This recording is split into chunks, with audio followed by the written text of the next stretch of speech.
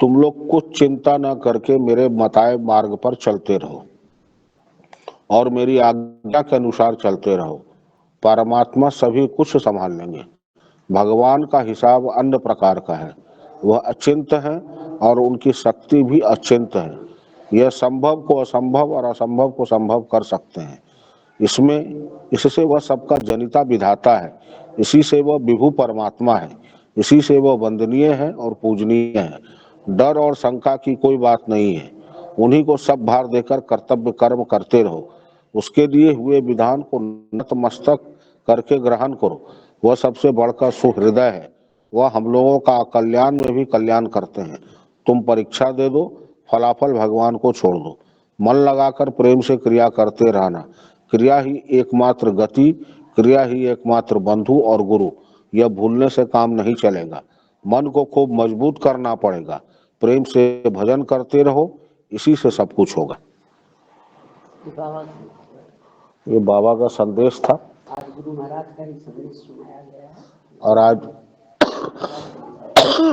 गुरु धाम में है, मौसी में। बहुत स्पष्ट बात है कि बिना क्रिया के अगर हम संसार में भी कुछ चाहते हैं तो वो मिलेगा नहीं। जो मिलेगा इसी से मिलेगा। इसको करना पड़ेगा। इसका कुछ नियम है। उस नियम से क्रिया को जब तक करेंगे नहीं तब तक कुछ हासिल नहीं होगा। ये असंभव को असंभव, ये बाबा की वाणी है, मेरे गुरुदेव की वाणी है, तो ये तो कभी झूठ हो नहीं सकता कि असंभव को संभव करने की शक्ति इस क्रिया में है, इस साधन में है। तो फिर हम लोग को रोकता कौन है करने के लिए? रोकता है हम लोगों का मन। हम लोग मन से कमजोर है। बहुत अच्छा कपड़ा पहन लेने से, बहुत रुपया पैसा हो जाने से साधन नहीं होता है। साधन मन का होने से होता है। जिस दिन मन होगा कि नहीं साधन करना है, देखिएगा साधन अच्छा होगा। और एक नियम बना के करना होगा और एक समय पर करना होगा, क्योंकि इसके बिना दूसरा कोई रास्ता नहीं है। सिर्फ दुख है, संताप है और क्लेश है। लेकिन ये कीजिएगा तो वो सब अपने आप मिटता चला जाएगा। जो प्रारब्ध और मृत्यु, ये दो ऐसी चीजें हैं जो सबको भोगना है। उससे साधु संत सन्यासी कोई नहीं बचा है। वो भोग लेना ही अच्छा है। बचने का उपाय यही है कि साधन करते रहिए।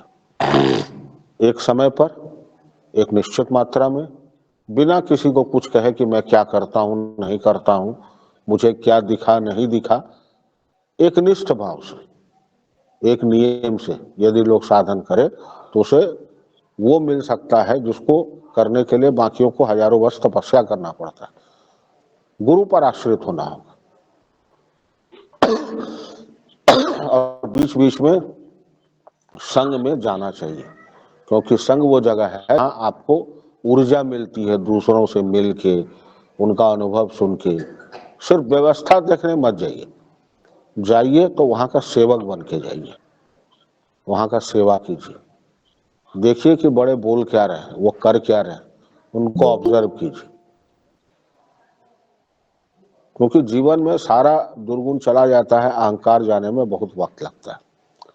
अहंकार को यदि मिटाना होगा तो पहले अपने आप को सबसे छोटा समझना होगा। जो लास्ट में बाबा हम लोगों से प्रतिज्ञा करवाया है कि अपने आप को सबसे छोटा समझूंगा, इतना आसान नहीं है। ये मन बहुत बहाना बनाता है, ये मन बहुत कारण पैदा करता है। लेकिन जिसके मन ने उसको मान लिया कि नहीं मैं सही में छोटा हूं, सच्चाई ये है कि वो सबसे बड़ा है। बिना किए कुछ मिल नहीं सकता। बिना भोजन पकाए भोजन नहीं होगा।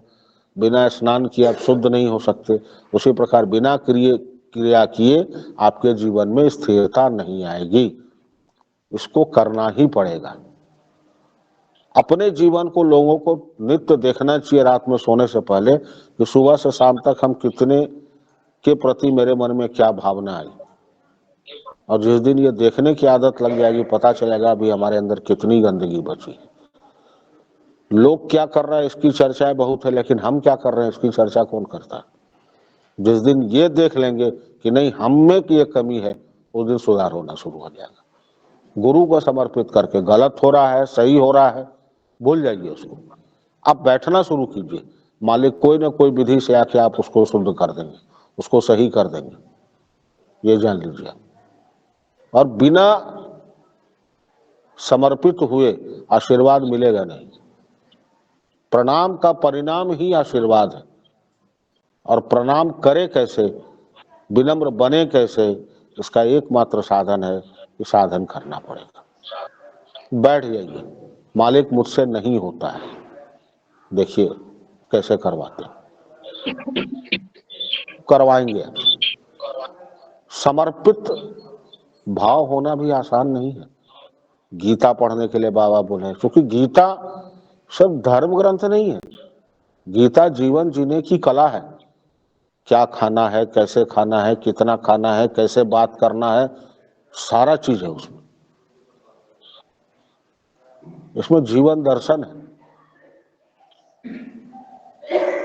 एक भौरा जो काठ में छेद कर देता है लेकिन कमल के पंखुड़ी में जाके फंस जाता है, क्योंकि उसको जो रस वहां मिलता है तो उसको भी मालूम है अगर इसको हम नष्ट करेंगे तो फिर कल रस नहीं मिलेगा। इसलिए अपने प्रिय को वो भी सहेज कर चलता है। यही तो जीवन दर्शन है। और हम लोग गुरु के प्रिय कहते हैं, बन कहां पाए, उसको सहेज के चलना पड़ेगा। उनके बातों को मान लीजिए कि जो कह दिए उसके अलावा दूसरा कुछ है ही नहीं, तो फिर वहां जाइएगा जहां परमानंद है। और जाने की जरूरत क्या है, गुरु ही ब्रह्मा है, गुरु विष्णु है। जिसको गुरु में भगवान नहीं देखा उसको मंदिर में ही भगवान नहीं दिखेगा।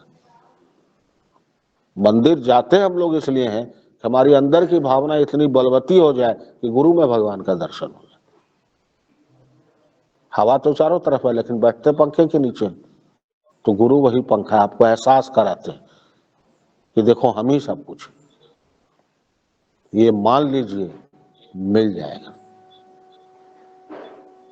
और इस पावन भूमि पे जहाँ का एक एक कण इतना चार्ज है जो मन को शांति देता है। इस परिसर में पूरे कहीं कहीं कोना पकड़ के बैठ जाइए, शाम कब बीत जाएगा आपको पता भी नहीं चलेगा। लगता है कोई है साथ बैठा हुआ। हमको, मुझे तो ये एहसास होता है कि कोई है जो मेरे साथ बैठा है, मेरे से बात कर रहा है, एकांत है।